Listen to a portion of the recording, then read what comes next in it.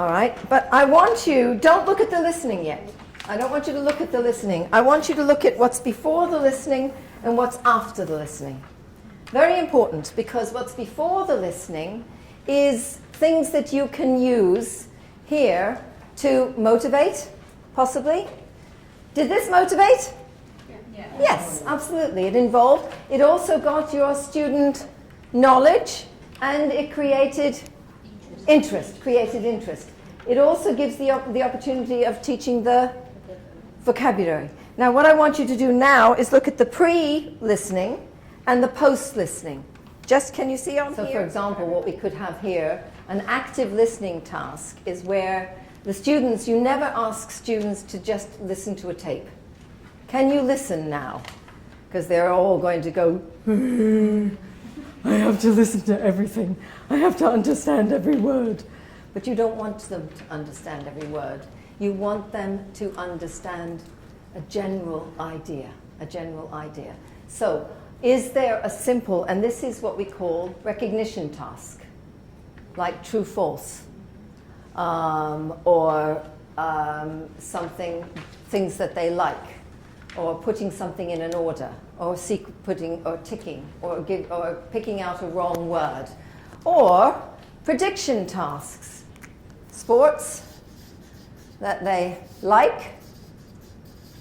Okay, ideas. Which one do you think they will like? Football. Look at the picture just look at the picture of the two people. What do you think? Running. Okay. Good. So we've got. Okay. What about the pre-tasks? Is there any in the pre-task that they have there? Let's go back.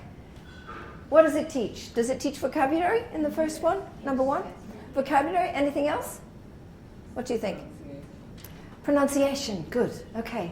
It has pronunciation as well. What about the things after? It's checking comprehension. Checking comprehension. Okay. Do they have to write something? Just tick. Good. Exactly. That's very important, because if you write, you can't listen. So something simple to recognize is really, really important. Okay, now I want you to close your books again. We're going to open it again in a minute. But I want you to do something now that as a teacher is something that you should do all the time. And many teachers don't do it. And that is, most teachers will look at the listenings in the book and think, right, okay, that's a listening there. It's got some tasks, or I'll create a quick task for it, and then not actually listen to it. And some listenings are good. Some listenings are terrible and very, very difficult to understand. And it's really, really important for you to hear for yourself what it's like. So before you plan anything, you've planned this far, and you've planned as far as the vocabulary brainstorm, okay? But you haven't, do I need to plan another task? I've looked at the tasks, do I need anything else? Okay, so we're just going to listen to the tape. Because I want you to listen and look at this and see how difficult it is. And see whether it's difficult or easy. But put yourself in the position of being elementary. 好，我跟你去看。我希望中国队赢。我希望英格兰队赢。这个周末你想去运动吗？什么运动？我们去打网球，好吗？ All right, what do you think? Was it easy or difficult? It's quite difficult. Okay, now, do you think they could get the answers to this? You have to listen again. Okay, so that looks before we did that look easy or difficult? Easy. It looked very easy. But when you actually listened, it wasn't easy.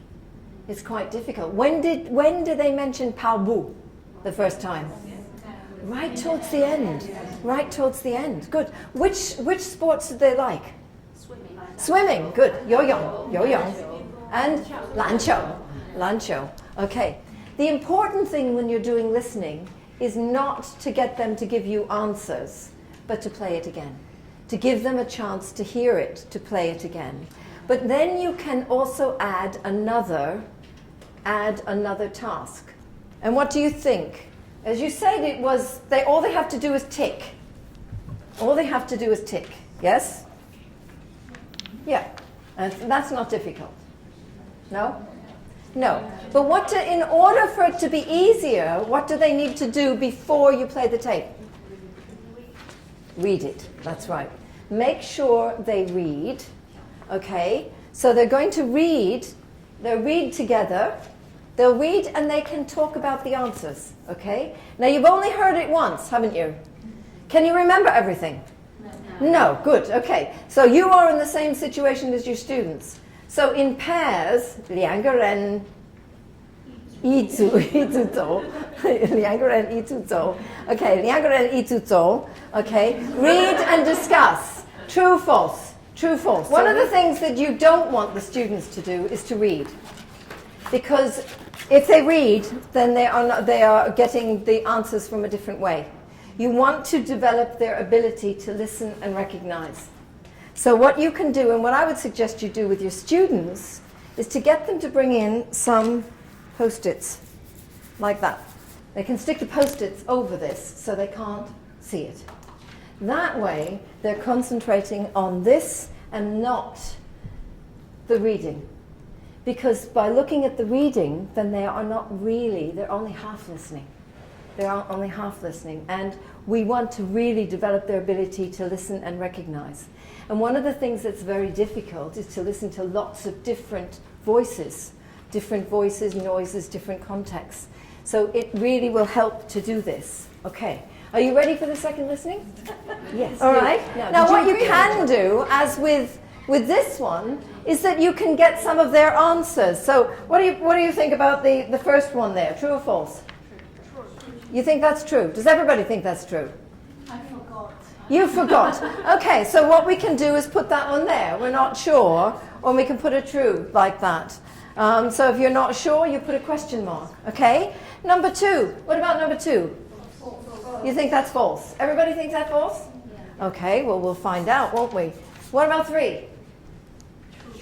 True. Okay. So again, this is another form of prediction, if you like. And you're getting it, and it's motivating them. It's motivating them to listen again to see if they are right, And it's not so difficult to do. I'm not going to put any more up here because I think you've got the idea of what you do. But it's showing how the book can be interactive, taking it off the page. So we're going to listen again and see if you're right. Did you agree in your group? Yeah? All right. Were they the answers? You go back to this and check. So do we have a definite answer for this one now? Yeah. Yes. Is it true? Yeah. Yes, good. Okay, so you go through. But whenever there's something where people disagree and you have something like this and something like that, then you can do that. And that gives them a motivating to go back and listen and listen. Okay, so now another difficulty is perhaps the names Wang Yu. Is it a girl or a boy? A girl. Now, they know that beforehand because of what? What did they look at? The picture. Okay, so again, if you cover things like this up with a Post-it, they can talk about the picture, and that helps them with the prediction and motivation for listening. Okay, exactly. What is important, and I have to keep remembering this, is we've got this here where you've set a task, which is a recognition task. You've got your prediction task using their knowledge, very simple things, to focus their listening and focus their attention as they are actually doing the listening, because then they are involved. And they're not worrying, because if they're focused on something simple that they can do, they're not just trying to listen to every single word. And that is the most important thing, because it's trying to listen to every word that causes panic. It causes real panic. Okay? Right. Now the important thing is that when you want the answers, to do what I did with you. Between the listenings, instead of getting answers, we don't want that, because we want to know that they've understood, that they've listened and they've understood. So you want them to perhaps check in pairs or groups first to talk, see if they agree or not. And it doesn't matter if they don't agree, because they're going to find out. They're going to find out. And that is a key, very important. They listen again or they read again, the same thing. So if you're going to do a reading, they do it again.